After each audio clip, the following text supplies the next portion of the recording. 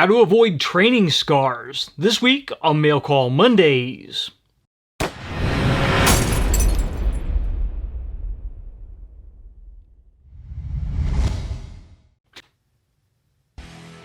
Mail Call Mondays is brought to you by MDT. If you need a chassis system for your precision rifle, check out MDTTac.com. I'm John McQuay with 8541 Tactical, and this is Mail Call Mondays, the show that answers your questions about precision rifles, optics, and equipment. Welcome to the Mail Call Mondays, and this Monday we are going to talk about training scars. Now, all across the country, because of our current situation, ranges are closed, so more people are looking for other ways to maintain their firearms proficiency. And one of the key ways that you can do this is by dry fire at home. Now, we just recently did a review on the dry fire mag, and I'm going to post that up here in the corner or down the description below, so you guys can check that out. But we are going to talk about how you conduct training in this to avoid causing yourself problems down the road. Now, I'm a huge fan of dry fire because you can get a ton of practice for no money at all. You've already bought the handgun. You're just sitting there and cycling the weapon, and it actually can be beneficial with a new weapon because it smooths things out, gets it broken in. And generally, in order to fine-tune and take a skill from new to automatic, it takes thousands of repetitions. Now, it takes thousands of dedicated repetitions done correctly to ingrain that skill. And then as we go on through our lives, we need to continue to burn those reps in order to grease the groove, to strengthen those neural pathways, and make sure those connections stay in good shape. But somewhere along the line, we can allow bad technique and bad form and bad habits to creep in, and then through those thousands and thousands of repetitions, we are training the bad habit. We are greasing the groove and building the neural pathways that lock in that bad habit. That is a training scar. So we end up with a unintentional habit that can be performed automatically without any conscious thought. Now, a great example that I will talk about from history is if we go back to when most police departments carried revolvers. They would go down and they would qualify on their range, and generally at the end of a qualification session or a practice session, officers would have to police up the brass on the range. Brass is a trip hazard. Brass just causes problems on the range, so you need to tidy up. You need to police call your brass. So that ends up with a lot of walking around, bending over, reaching underneath things, or if you are on an outdoor range where you have gravel, it's just a pain to go pick the brass up. So police officers figured out very quickly that you can fire your shots, and then when you go to reload, you can dump the brass in your hand, stick it in your pocket, and then reload your revolver from your pouch. That's great. Now you don't have to bend over and pick up the brass. You can just dump that out of your pocket. And a lot of officers believe, oh, well, it's just practice. When I go out on the street and I'm in a real gunfight, I'm going to do what they train me to do, which is dump my brass on the ground and reload, because obviously that is much faster than taking your brass out and maintaining control of it and then sticking it in a pocket. The problem is that officers fire their weapon in training and in qualification far, far, far more often through a career than they fire on street in defense. That's great, because the gold standard is for an officer to finish their career and have to never fire their weapon in defense of their lives or in defense of others. But there's still that possibility that that's going to occur. That's why we carry firearms. And what they found out is debriefing officers after shootings is that they would fire their revolvers, and if they emptied the cylinder and needed to reload, they would dump the brass in their hands, put it in their pocket, reload from their pouch, and go on exactly like they did in training and in qualification. Because they had burned those reps in training and qualification, it became automatic, and that's what they did.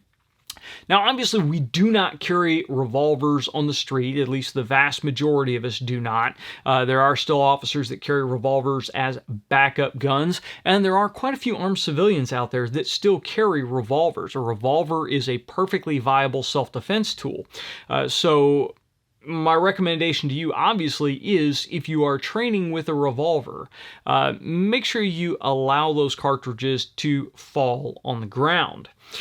Now, when we get into semi-automatic handguns, like the Glock that I have here, obviously there's no cylinder, there's no real way for me to dump the brass out into my hand, but we can run into the same thing when we do a magazine change.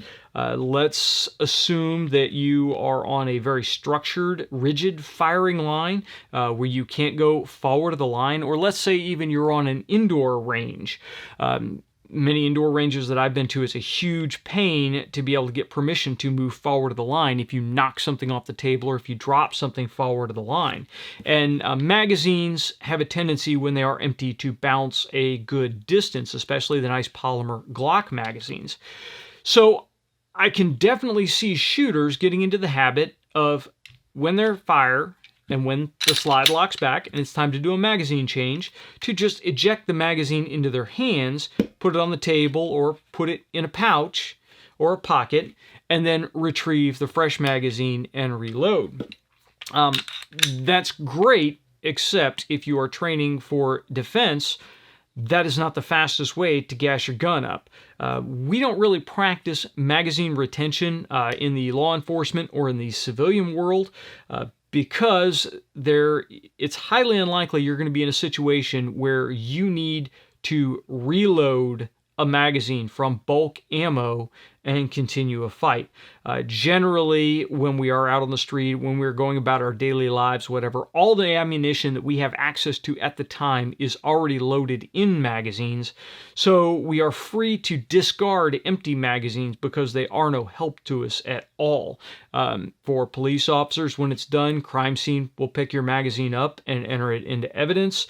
For armed civilians, same thing. If you dump a magazine on a city street, don't worry, the crime scene technician will come pick it up for you. We'll take care of the magazine.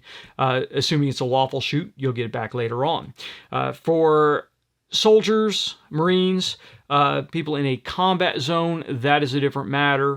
Very often they practice magazine retention depending upon what unit and what your purpose is at the time. So removing the magazine and stashing it in a pouch before you reload may be necessary.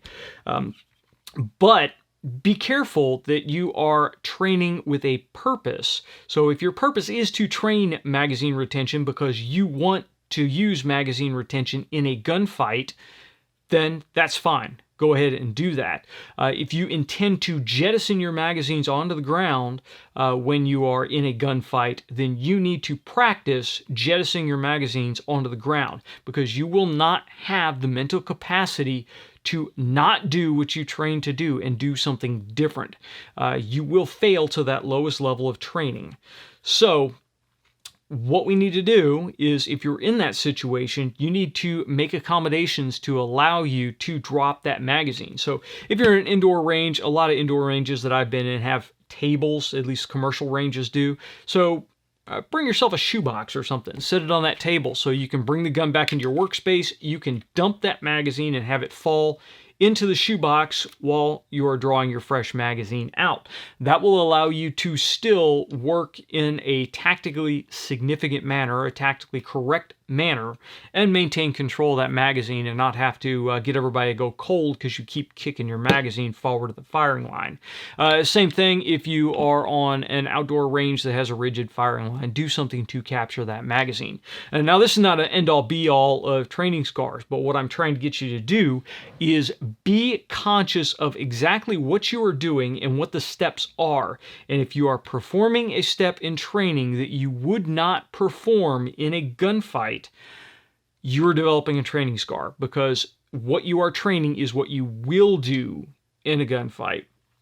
So that is a really important thing. Now, to circle back around to dry firing, one of the reasons that we did the dry fire mag review, and one of the reasons that I'm really interested in this, and I really like this magazine, is because when we insert this magazine into the handgun, I now have a device in the handgun that will keep my trigger live and allow me to continue to cycle the trigger. So as I'm going through my dry fire routine, I can keep pulling the trigger over and over and over again.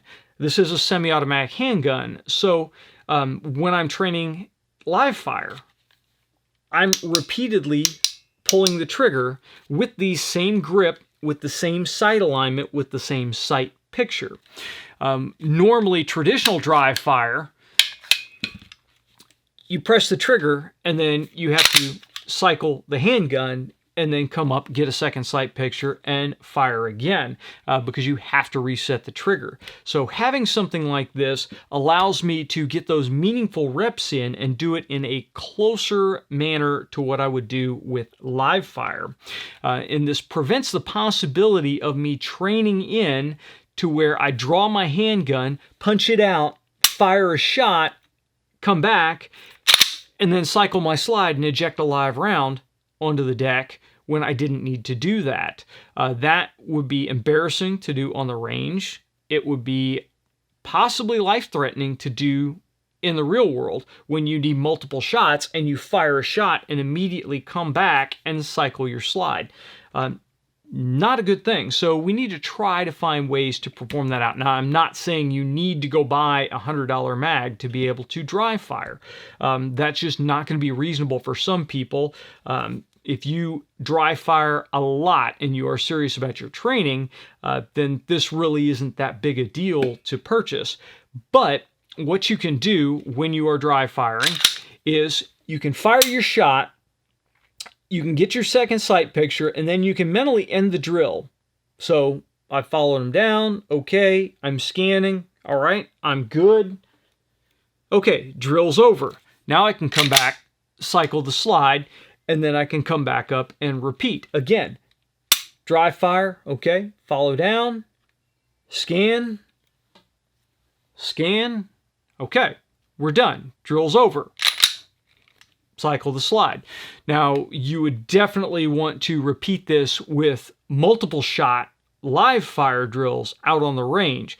That way you are burning in multiple shots, bill drills, so you are not constantly just firing one shot. But this is behaviorally compliant because if you are on the street and you fire a shot and you're still up on the target and you're still looking at the target and the target needs another shot, you're going to fire another shot and you're going to fire another shot and you're going to fire another shot until they come down. And then, okay, once you've identified they are no longer a threat, then you can break contact with the target. So we want to do things that will break our consciousness from, okay, that's the drill is over, now we can go into an administrative task. That way we don't tie that administrative task on the end of the drill. Very often, even during live fire drills, what you will notice shooters will do is if I tell you, okay, you're going to shoot 2 shots to the body, 1 shot to the head. Okay, well, the shooter will come up and the shooter will go bang, bang, bang, and then the holster up. Okay, that's fine because the drill was 2 shots to the body, 1 shot to the head, so I want you to execute the drill as instructed. However, in the real world, 2 shots and 1 to the head may not have ended the threat. You hope it would, but it may not. So you need to remain up on target. You need to scan, you need to look, you need to be prepared to fire the next shot. And then consciously end the drill and then holster up. So we want to go through this time and time again. That way we're burning the reps correctly and we are not doing things that will ingrain habits that when we get out on the street or we're in a defensive shooting or we're in a competition that will cost us some serious trouble. So just be conscious of how you are developing your training, how you are setting up your drills, and then how you're executing them, especially when we are doing things in the house in a dry fire situation. Now, because a lot of us are limited from how much live fire we can do right now, be very, very, very careful that when you are handling your handgun in a dry fire situation, that you are handling it in the same manner that you would handle a live handgun. A handgun that is loaded and hot and ready to go. Now, I realize that we are violating one of the primary tenets of firearms safety, which is never point a weapon at anything you don't intend to shoot, because when we are dry firing, we are specifically pointing an unloaded handgun at something that we would not want to put a bullet through. I don't want to put a bullet through the wall in my office. However, I have a target hung up there and I do dry fire against that wall. Now, it is an exterior wall. It has brick on the outside of it. There is no way that a 9mm handgun bullet is going to penetrate through that wall and become a danger to someone on the other side. However, I do not intend to shoot my wall. So we do need to accommodate that, and we need to make sure, all right, although I am doing dry fire training, I'm still handling this like it is a live handgun. I'm not pointing at the dog. I'm not letting kids walk between me and my target. I'm not running into any of those situations. I'm not goofing around. I'm not getting excited because I got a really, really quick, clean draw and do some weird finger twirl handgun thing. You guys laugh, but I have seen some really, really stupid crap when somebody gets excited and they have a gun in their hand. So those are just some tips to get meaningful training, but let's prevent those training scars. Let's make sure that we are focusing on our training and that we are doing it in a conscious and competent manner. So one quick thing before we go, when we did the dry fire mag review, one thing that I did not really cover is the integration of the dry fire mag with the Mantis X. Now, we are almost to the point where we're going to do our review on the Mantis X. I've been using this quite a bit now. This is an electric training aid. It works both with dry fire and with live fire. So with the Glock here, I can pop off my tack light, and then the Mantis will slide onto the dust cover and attach onto the light rail groove. And it actually, with my Safariland holsters that are designed for the X300, I can holster the handgun with this on it. If you run a Kydex holster or something that is a little bit more form-fitting, or you run a holster for a slick handgun with nothing on the light rail, then they do make base plates for your magazines that the Mantis will go on. And they do replace the factory base plates, so it works with the dry fire mag as well. But I can take the Mantis and I can attach this, and it's an accelerometer built into it. So it will track my draw out of the holster.